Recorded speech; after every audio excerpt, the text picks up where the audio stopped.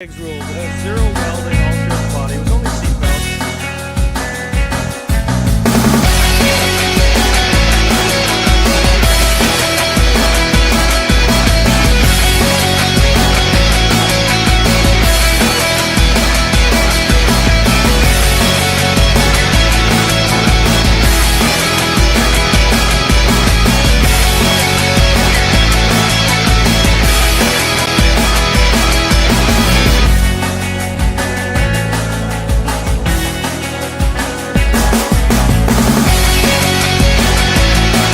The last thing to do on this car before it goes to the demolition derby is obviously paint it, but the second last thing is tires. Now, tires play a very crucial part of the demolition derby car. Now, in my experience, different tires for different tracks are always really good. So I'm going to explain to you how I choose what tires should go on the car. The first thing while choosing a tire for a demolition derby is to know the track. Now, that sounds weird, but usually track conditions are the same every year, unless the weather, obviously rain and all that. But what I'm saying is, if a track is a hard clay track, the next year it's going to be a hard clay track. If the track is a very, very soft sandy track, next year it's going to be a soft sandy track. So choosing the type of tire for the track is always the best thing for it. Now, if, say, the track has got about 4 inches of very soupy mud on it, but underneath that you know it's a hard packed track, I would bring an aggressive tire, something narrow, to dig through the mud and get down to the hard aggressive stuff underneath it. If it is a very, very sandy track, where if you have an aggressive tire and it spins too much, you'll dig yourself a hole, I would bring something like this right here, because that is a very bald tire.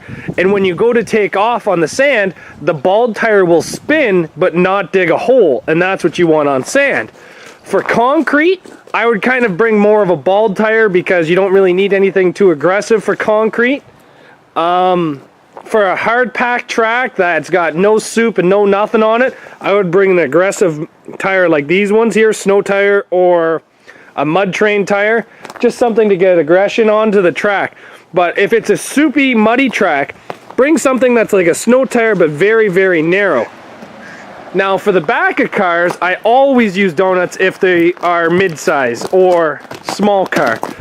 The only time I will not use a donut is if I know the track is very, very sandy. If I know the back of the car will kind of crunch in and the belly will drop, then I'll run a full-size tire on the back, because I'm going to need the height. Now, something that is a more aggressive all-terrain tire for a hard pack track would be something like that one there. I like those tires. I keep those ones as spares. Hopefully I'll never have to use them in this situation, but they're there if I need them, right? What we're going to do for this Mazda, though, is we're going to find some smaller 14-inch donuts for big bolt mid-size, which is 5 on 4.5, and then we're going to try to put some snow tires on the front. So I have located a set of snow tires, and these are the ones that are going to be going onto the car, is over here. Now the problem with these snow tires is they're on Honda Civic rims, so I'll have to take those tires off and put them on different rims. Now they're a wider snow tire, but honestly this track's going to be nothing but ice, so I think those will do great. And for the rear, I've come into a whole bunch of these. Now these are 8-inch tires. I do not think these tires would be the best for the Mazda. These are the right bolt pattern. They are 8-inch rims, but I don't think I'm going to use those. Those are just a little small, because this is a track I'm not too used to. What I think I'm going to use is these. These are 13-inch, actually 12-inch trailer tires. Now these are DOT approved, so they fall into most people's categories. They're very tiny and they got a very high ply count, so they're pretty tough. And I'm pretty sure these will clear the brakes on the back of the car. So these are what we're going to try to use for the back of the car.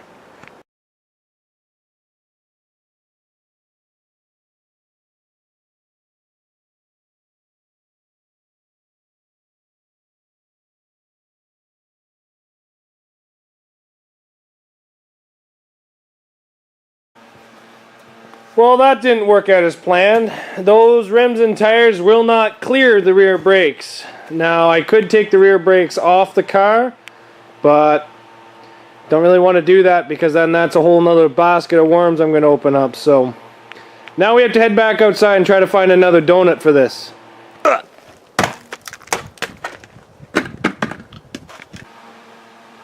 What we're going to do now is take the tires off these rims and throw them away because they're basically garbage.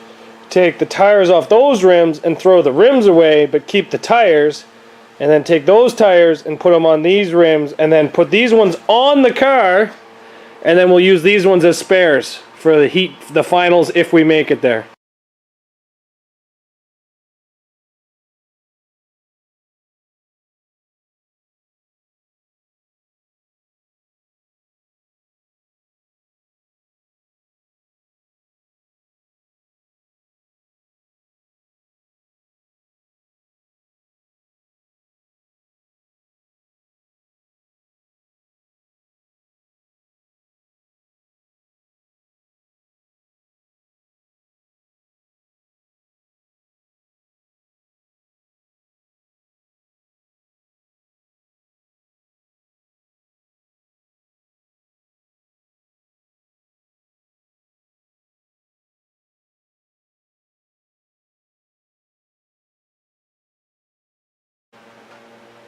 The two snow tires are now mounted on the stock Mazda rims, and a lot of you guys are going to say, why am I running these aluminum rims? And realistically, I've never had an issue with aluminum rims. A lot of people say they crack and they break and they blah blah blah blah blah. It all really depends on the track, I guess, but I've never really had that big of issue. And something I like about these is the valve stem is very far inside the rim, so that way there the valve stem is protected, and they're very, very shallow valve stems. The aluminum is quite thick, and the bead is protected all the way around by aluminum. So nothing can really get in there and destroy the tire. So that's why I have no problem running aluminum on the front of this Mazda. Plus, realistically, I don't have super high hopes on it. These tires are not doubled, these tires are not tubed, and they're not filled with anything.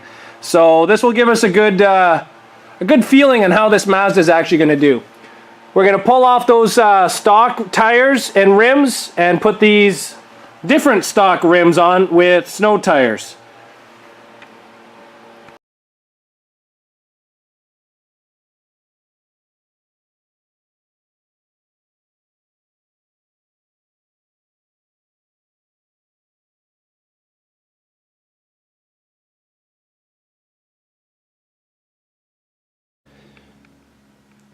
The snow tires are now on the front of this.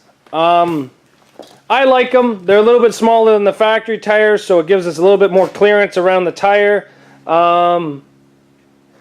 Basically, everything I wanted to do to this car is done. I got tires on, got the roof sign on, interior cage is done, bumper swap, threaded rod, trunk. As far as I'm concerned, this car is done. So thanks for staying with us for the build, and hopefully we start something new here on Zach's Workshop very shortly.